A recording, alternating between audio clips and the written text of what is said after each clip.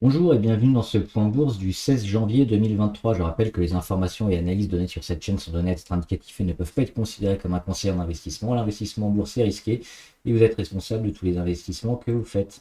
Alors le CAC 40 aujourd'hui qui prend 0,28%, donc une toute petite hausse, continuation qui s'essouffle un peu. Est-ce qu'on a des signes importants aujourd'hui? Pas vraiment. Alors pourquoi?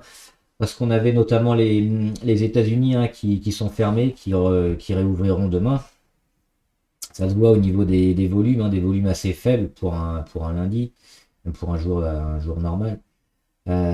Donc ça reprendra certainement plus intensément demain, avec toujours des chiffres importants, et puis la plupart des marchés ouverts. Donc là, on a fait une séance sans, sans réel impact. D'ailleurs, ça a quand même plutôt bien marché sur la plupart des actions.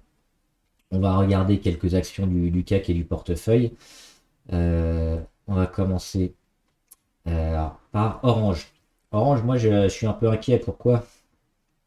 Parce qu'on le voit ici, cette zone des 10 qui avait été énormément travaillée sur la moyenne à 200 également, qui n'avait pas été tenue par Orange, ça avait lâché.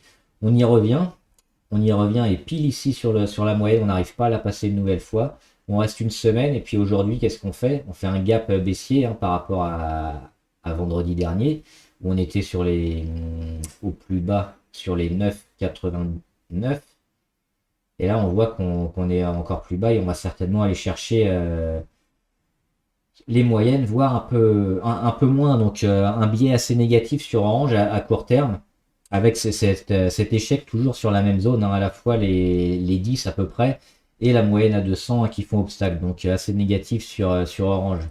Sur ce qui fonctionne plutôt bien, il y a eu Carrefour, mais Carrefour, ils arrivent sur résistance. On le voit, c'est la même chose, un peu comme Orange. Sur leur moyenne à 200 et leur résistance à 17,44. Donc attention à ne pas se laisser piéger par cette possible hausse, qui va être compliquée à continuer pour Carrefour. Thales, on l'avait dit depuis le début du mois, signal de vente, ici ça avait lâché. Alors aujourd'hui on fait une belle journée aussi, mais c'est certainement en zigzag qui va nous amener probablement sur un support autour des 107 avant une éventuelle correction. Veolia, par contre, on est toujours très bien, 2% aujourd'hui, plus de 27%. Depuis qu'on a cassé ici la résistance à 25,8 environ, sur les 26 pour arrondir, Veolia, elle est bien partie, elle devrait probablement trouver une première résistance ici au niveau des 29, ce qui lui laisse quand même une petite marge pour ses prochaines séances. Donc c'est très intéressant à voir. Euh, Ça, c'est une chose. Et on va voir aussi quelques petites actions qui ont beaucoup bougé aujourd'hui, notamment CGG. Alors CGG, ils prennent 10% aujourd'hui. Des volumes, alors pas énormes, des volumes un petit pic quand même, mais pas des volumes monstrueux. Toujours faire attention quand même sur ce genre. Alors si on l'a pris avant et qu'on tient maintenant, c'est toujours intéressant, on peut très bien commencer à mettre les stops parce que CGG, elle est dans une grosse pression baissière depuis un moment et elle va certainement retrouver un obstacle assez important sur les 0,84. C'est cette zone-là, de la moyenne la plus haute. On le voit, elle a mis un gap qu'on peut matérialiser ici, sur les 0,88. Donc c'est une zone entre 0,84 et 0,88 qui vont certainement être compliquées pour CGG si elle y arrive. C'est pas certain du tout. Euh, le point positif, c'est quand même qu'elle a réussi à repasser au-dessus de cette oblique verte ici, qui était l'oblique sur ses plus bas de l'année 2021. Attention tout de même à CGG, on le voit sur cette moyenne à 200, de nombreux échecs, et on continue la pression baissière sur le titre. Farming, on en avait parlé, c'est pas mal d'actions sur la santé qui étaient intéressantes et qui pouvaient exploser. Farming, elle a confirmé, on le voit, elle casse une nouvelle fois cette zone ici à 1,23. Et elle va tenter d'aller chercher les 1,50, qui était son plus haut sur l'année 2020. Donc intéressante à suivre également Farming. Et enfin, on va regarder quelques actions du portefeuille, avec notamment Abionyx Pharma. Abionyx Pharma, alors ça a été, ça n'a pas coté aujourd'hui. On le voit, on est ici sur vendredi 13. Pourquoi? Parce qu'elle a fait un essai concluant de phase 2 et il y a eu beaucoup d'ordres à l'achat, hein, qui ont monté les prix, et on était sur du 2,10 environ. Donc on était là, 2,10, 2,20. Donc il n'y a pas eu de cotation aujourd'hui.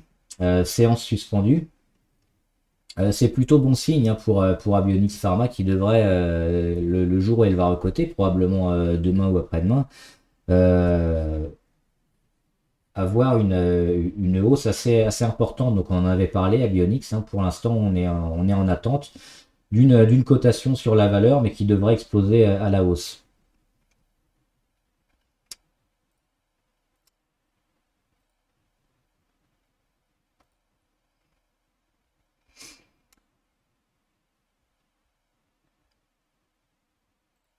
Orange, on l'a déjà vu.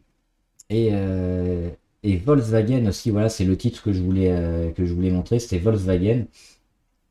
J'en avais parlé sur ma page. Il y a une grosse chute sur le titre, hein, de toute l'année 2021 et 2022. Et on le voit ici, ce support intéressant sur les 105 qui a racheté une première fois au printemps 2022, une deuxième fois à l'été 2022, puis juste après la rentrée, c'est racheté. Et puis on vient casser, hein, cette oblique de correction, une oblique long terme. On vient retravailler toutes les moyennes, qu'on arrive à retourner à la hausse. Donc là, on a fait un premier échec ici sur une zone qui avait été vendue, mais on va certainement y retourner bientôt.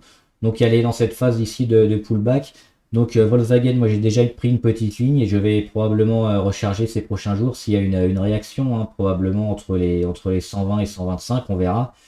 C'est une action qui risque aussi à moyen terme, hein, tout ce premier trimestre 2023, d'être assez intéressante et d'aller chercher à minima les 150, et puis nous offrir peut-être un retournement long terme pour aller beaucoup plus loin. On le voit qu'il y a pas mal dans le secteur automobile, hein, de valeurs automobiles qui sont plutôt en hausse, et Volkswagen, ils sont très intéressants graphiquement. Voilà, j'espère que la vidéo vous a aidé. N'hésitez pas à mettre aussi en commentaire, hein, les valeurs que vous suivez, que vous voulez qu'on analyse. On le fera ensemble ici en graphique. Vous pouvez vous abonner à la chaîne, comme ça vous serez au courant de toutes les vidéos qui sortent. À chaque fois que je sors une vidéo, vous aurez la notification YouTube. Et vous pouvez liker aussi cette vidéo et la partager avec des amis ou des investisseurs que ça puisse aider. Ça encourage à continuer. Merci, bon trade, à plus.